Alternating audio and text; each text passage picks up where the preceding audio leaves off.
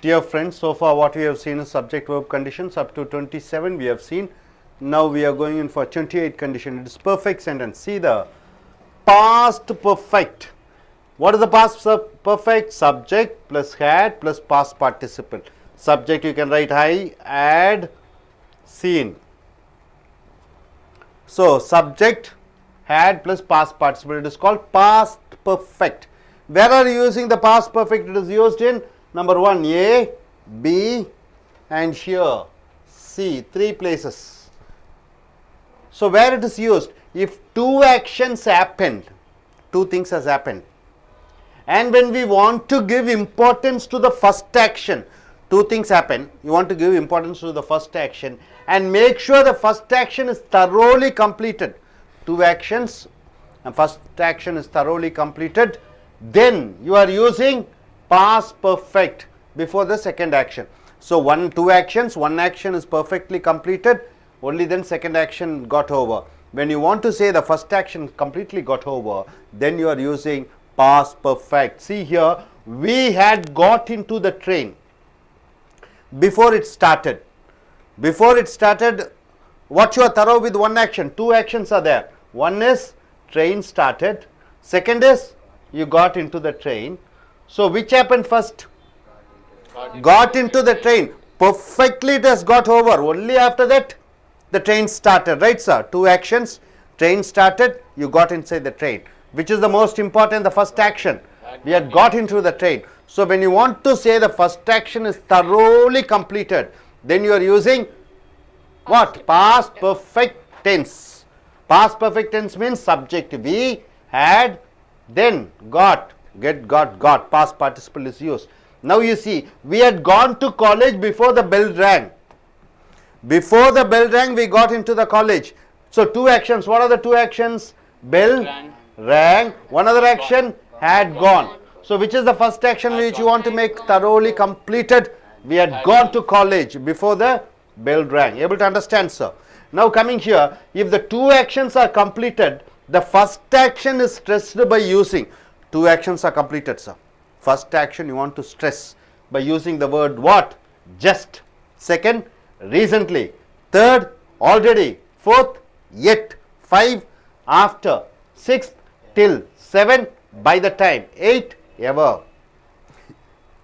So two actions, first action, with the first action you are using all these adverbs. See for example, TCS gave me an offer letter. Offer letter means what? You can come and join in my company as an employee. TCS gave me an offer letter. So what is the verb here? Gave. Is a past tense or future or present tense? Past.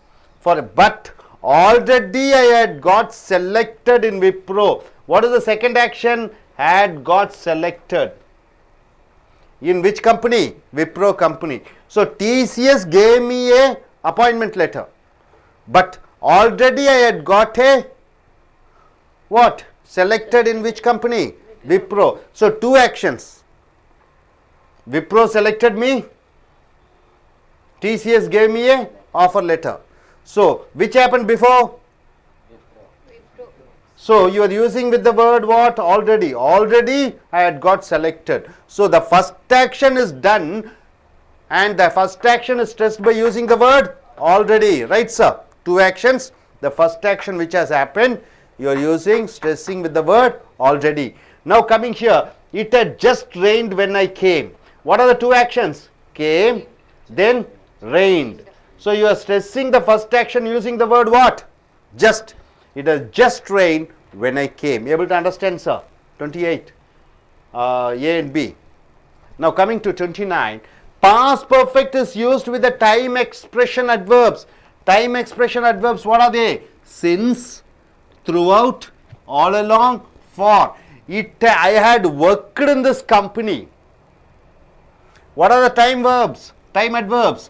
Throughout my young age. I had worked in this company throughout my young age. So you are using time expression to stress past perfect. Had worked.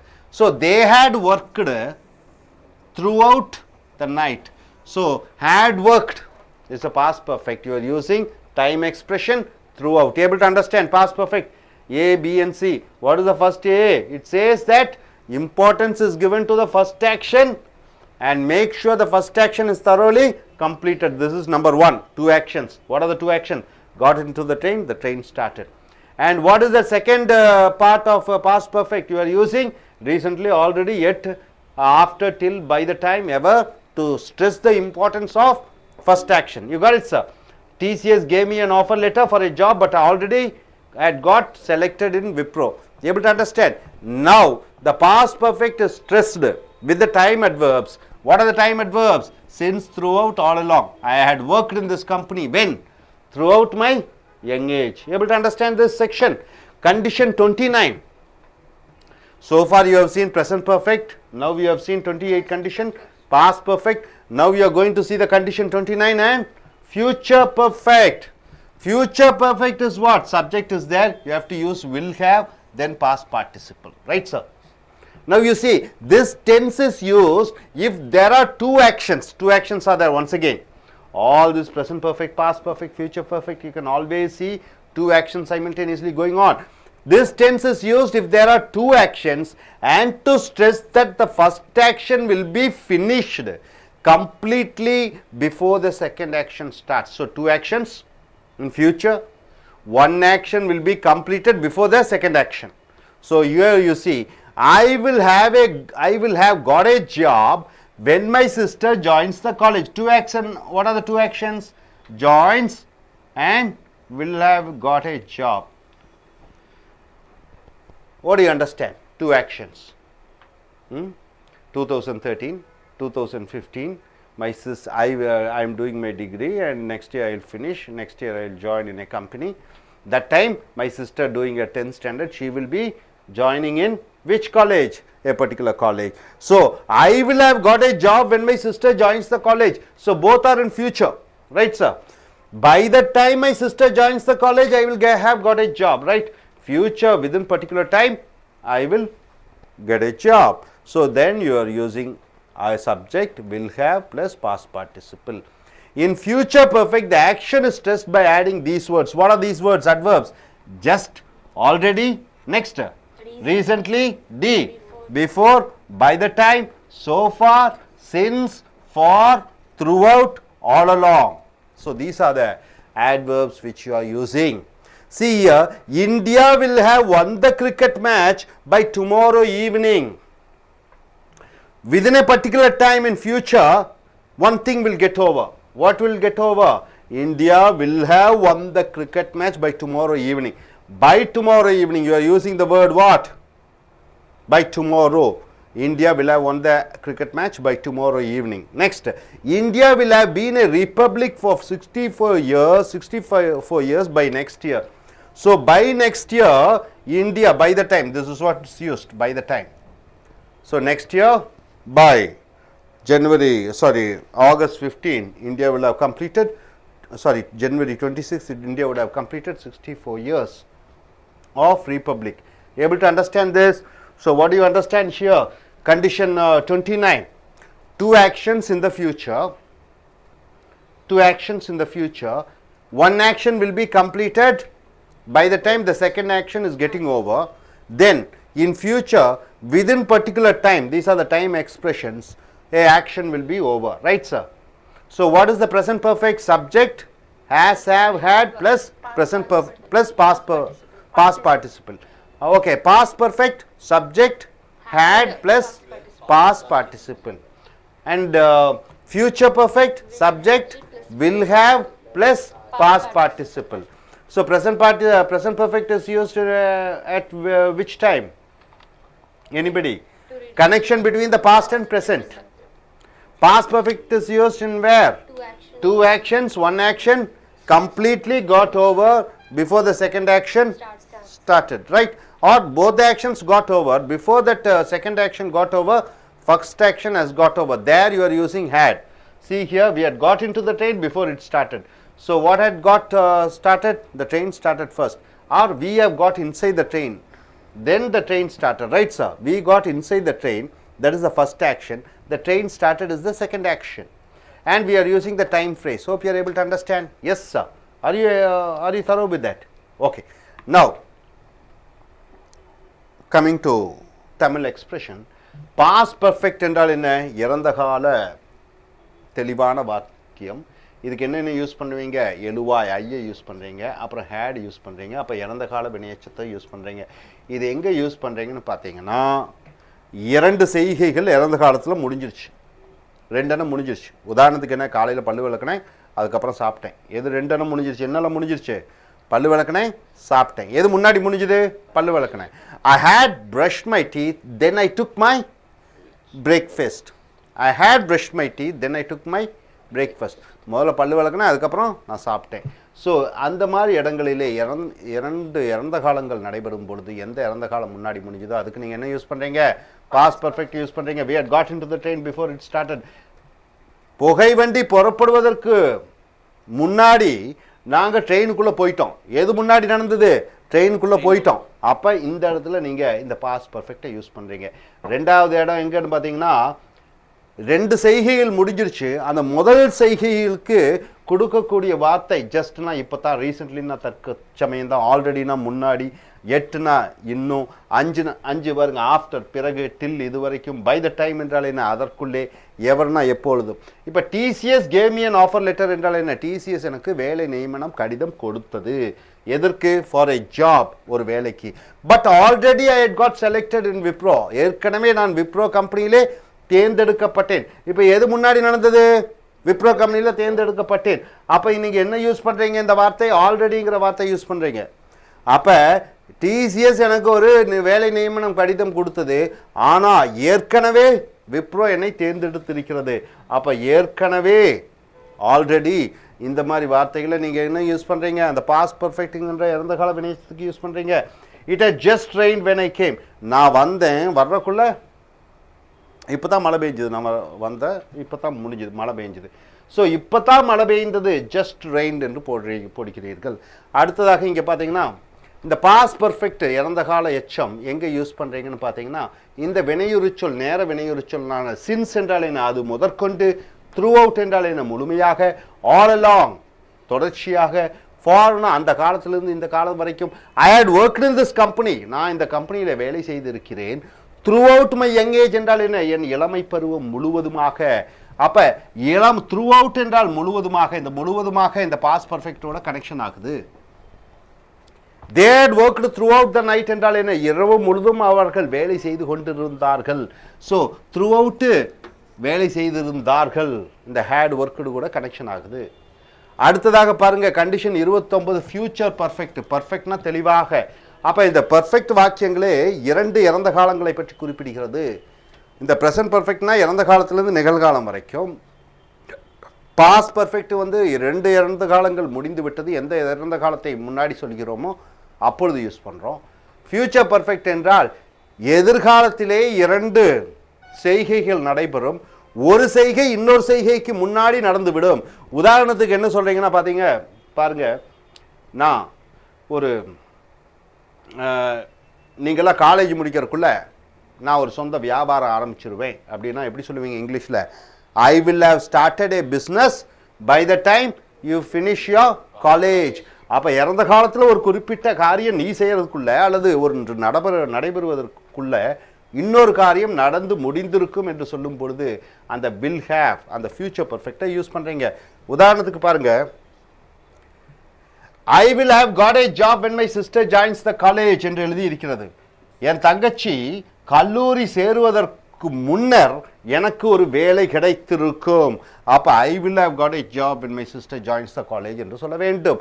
அதே மாதிரி இந்த எதிர்கால தெளிவான வாக்கியத்துக்கு உபயோகப்படுத்தக்கூடிய வார்த்தைகள், வினையுறு சொற்கள் என்னென்னா, ஜஸ்ட்னா என்ன? இப்போ தான், ஆல்ரெடினா ஏற்கனவே, ரீசெண்ட்லி என்றால் என்ன? தற்காலிகமாக, பிஃபோர்னா முன்னாடி, பை த டைம் அதற்குள், so far இது வரைக்கும், சின்ஸ் அதன் முதற்கொண்டு, ஃபார் அந்த காலத்திலிருந்து இந்த காலம் வரைக்கும், த்ரூ அவுட் முழுமையாக, ஆல் அலாங் மொத்தமாக.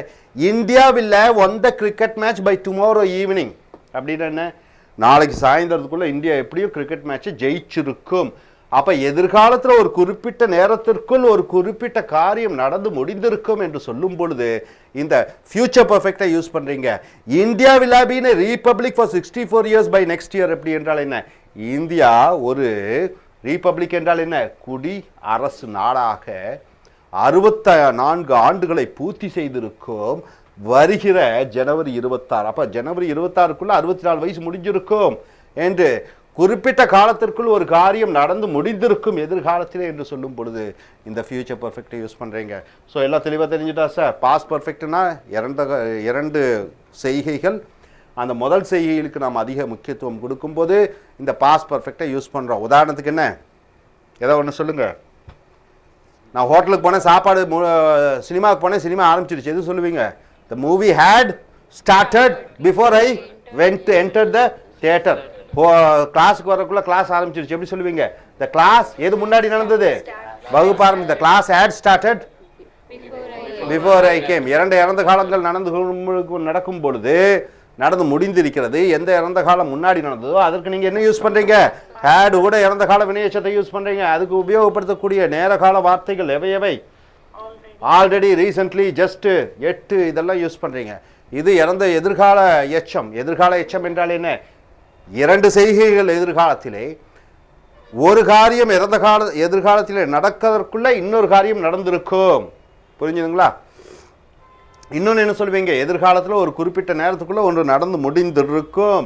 நீங்க சொல்லுங்க, இனி ஒரு 5 ஆண்டு காலத்துக்குள்ள நான் ஒரு வீடு சென்னையிலே வாங்கி இருப்பேன். இனி 5 வருஷத்துல ஒரு வீடு வாங்கி இருப்பேன் சென்னையில்.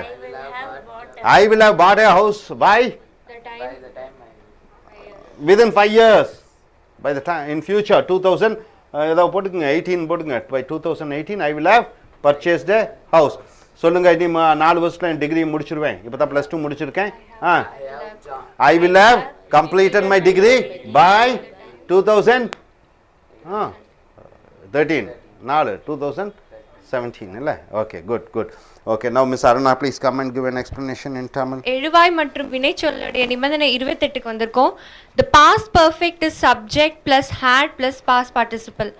இறந்த கால எச்சம்னா எந்தெந்த வார்த்தைகள் சேர்ந்தா இறந்த கால எச்சமா மாறும்னா, எழுவாய், hadன்ற வினைச்சொல் plus past participleனா இறந்த கால வினையெச்சம். இது 3 சேர்ந்து தான் இறந்த கால எச்சமா மாறுது.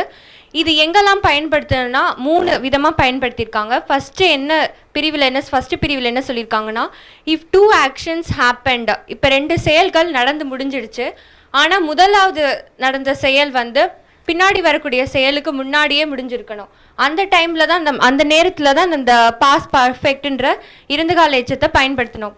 எடுத்துக்காட்டு, we had got into the train before it started. அந்த ரயில் ஆரம்பிக்கிறதுக்கு முன்னாடியே நாங்கள் அந்த ட்ரெயின்குள்ளே போயிட்டோன்றத இந்த சென்டென்ஸ். இதில் had got intoன்றதை முதல்ல பயன்படுத்தியிருக்கோம். ஏன்னா இது நடந்து முடிஞ்ச முதலாவது, இதுதான் ஃபஸ்ட்டு நடந்த செயல், இது 2வது நடந்தது. அதனால இந்த பாஸ்ட் பர்ஃபெக்ட்ன்ற இறந்த கால எச்சத்தை நம்ம முதல்ல பயன்படுத்தியிருக்கோம். 2வது, இதை அழுத்தம் கொடுக்கறதுக்கு, அந்த முதலாவதாக நடந்த செயலுக்கு அழுத்தம் கொடுக்கறதுக்கு சில வினை உரிச்சொற்களை பயன்படுத்துகிறோம். என்னென்ன வினை உரிச்சொற்கள்னா, just, recently, already, yet, after, till, by the time, ever. இப்போ இது எடுத்துக்காட்டோட சொன்னால் உங்களுக்கு புரியும். TCS gave me an offer letter for a job, but already I had got selected in Wipro. இதில் had got selected இங்கே யூஸ் பண்ணியிருக்காங்க. ஏன்னா இது முதலே நடந்துடுச்சு. ஏன்னா விப்ரோலேருந்து செலக்ட் பண்ணிட்டாங்க, அதுக்கப்புறமா தான் எனக்கு ஆஃபர் லெட்டர் TCSலேருந்து வந்திருக்குன்னு. இந்த had got selected ஏன் இங்கே பயன்படுத்தியிருக்காங்கன்னா, இது முதலாவது நடந்த செயலுக்காக இந்த பாஸ்ட் பர்ஃபெக்டை யூஸ் பண்ணியிருக்காங்க. இதில் ஆல்ரெடின்ற வினை உரிச்சொல்லை பயன்படுத்தியிருக்காங்க. இது இந்த முதலாவதாக நடந்த இந்த செயலுக்கு அழுத்தம் கொடுக்கறதுக்காக இந்த வினை உரிச்சொல் ஆல்ரெடியே பயன்படுத்தியிருக்காங்க. இப்போ 3வது பிரிவில் என்னென்னா, past perfect is used with time expressions. இப்போ காலத்தை குறிக்கக்கூடிய வினை உரிச்சொற்கள்லாம் இருக்குது, அதையும் பயன்படுத்தி இந்த பாஸ்ட் பர்ஃபெக்டை பயன்படுத்துவாங்க. இப்போ like, since, through out, all along, for, இதெல்லாம் காலத்தை சொல்லக்கூடிய வினை உரிச்சொற்கள். I had worked in this company throughout my young age. என்னுடைய இளம் வயது முழுவதும் நான் இந்த கம்பெனியில் வேலை செஞ்சுருக்கேன் அப்படின்னு சொல்லியிருக்காங்க. இதில் had workடுன்றத பாஸ்ட் பர்ஃபெக்ட்ன்ற இறந்த கால எச்சம். த்ரூ அவுட்டுன்றது வினையுரிச்சொல், காலத்தை குறிக்கக்கூடிய வினையுரிச்சொல்ல. இப்போ நிபந்தனை 29ல் என்னென்னா, ஃபியூச்சர் பர்ஃபெக்ட். இது வரைக்கும் நம்ம ப்ரெசன்ட் பர்ஃபெக்ட் பார்த்துருக்கோம், பாஸ்ட் பர்ஃபெக்ட் பார்த்துருக்கோம். இப்போ ஃபியூச்சர் பர்ஃபெக்ட், எதிர்கால எச்சம். இது எதிர்காலம் எச்சம்னா என்னென்ன வார்த்தைகள் சேர்ந்ததுன்னா, எழுவாய், அதனுடைய வில் ஹாவ்ன்ற வினைச்சொல், அண்ட் பாஸ்ட் பார்ட்டிசிபிள் வினை எச்சம். இது 3 சேர்ந்து தான் ஃபியூச்சர் பர்ஃபெக்ட் எதிர்கால எச்சமா மாறி இருக்கு. இதை வந்து 3 விதமாக பிரிச்சிருக்காங்க. ஃபர்ஸ்ட் வந்து this tense is used if there are 2 actions and to stress that first action will be finish completely. அதே தான் 2 செயல்கள் நடந்துடுச்சு, முதலாவது செயலுக்கு நம்ம முக்கியத்துவம் கொடுக்குற இடத்துல ஃபியூச்சர் பர்ஃபெக்டை யூஸ் பண்ணுறோம். இப்போ எடுத்துக்காட்டு, I will have got a job when my sister joins a college. என்னுடைய சகோதரி இந்த காலேஜில் ஜாயின் பண்ணும் பொழுது எனக்கு இந்த ஜாப் கிடைத்து விடும் அப்படின்னு சொல்லியிருக்காங்க. இது வில் ஹாவ் காட்ன்ற இதை வந்து அழுத்தம் கொடுத்துருக்காங்க, அதனால தான் நம்மளுக்கு ஃபியூச்சர் பர்ஃபெக்டை நம்ம இங்கே பயன்படுத்தியிருக்கோம். 2வது பிரிவில் ஃபியூச்சர் பர்ஃபெக்டை அந்த முதலாவது நடந்த ஆக்ஷனை அந்த செயலை அழுத்தம் கொடுக்கறதுக்கு சில வினையுரிச்சொற்களை பயன்படுத்துகிறோம். என்னென்னு பார்த்தீங்கன்னா just, already, recently, before, by the time, so far, since, for, throughout, all along மற்றும் பல வகைகள் இருக்கு. எடுத்துக்காட்டு, India will have won the cricket match by tomorrow evening. India வந்து நாளை ஈவினிங்கோட நாளை மாலை விட மேட்ச் எல்லாம் முடிஞ்சிடும், விளையாட்டு முடிஞ்சிடும், கிரிக்கெட் முடிஞ்சிடும் சொல்லியிருக்காங்க. will have won the cricket matchன்ற இந்த முதலாவது நடந்த செயலுக்கு அழுத்தம் கொடுத்துருக்காங்க. முதலாவது நடக்க போகிற செயலுக்கு அழுத்தம் கொடுக்கறதுக்கு will have won the cricket match முதல்ல பயன்படுத்தியிருக்காங்க. 2வது எடுத்துக்காட்டு, India will have been a republic for 65 years by next year. இதில் என்ன சொல்லியிருக்காங்கன்னா இந்தியாவுக்கு சுதந்திரம் கிடைச்சி 64 வருஷம் ஆகிடும், நெக்ஸ்ட் இயர் வந்தால், அடுத்த வருடம் வந்தால் அது 64 வருஷம் கம்ப்ளீட் ஆகிடும் அப்படின்னு சொல்லியிருக்காங்க. இதில் பை நெக்ஸ்ட் இயர்ன்ற இந்த டைம் காலத்தை குறிக்கக்கூடிய வினையுரிச்சொல்ல பயன்படுத்தியிருக்காங்க. வில் ஹாவ் பீன் வந்து முதல்ல சொல்லியிருக்காங்க, ஏன்னா இது முதல்ல நடக்க போகிற செயலுக்கு அழுத்தம் கொடுத்துருக்கனால வில் ஹாவ் பீன் பயன்படுத்தியிருக்காங்க. நன்றி.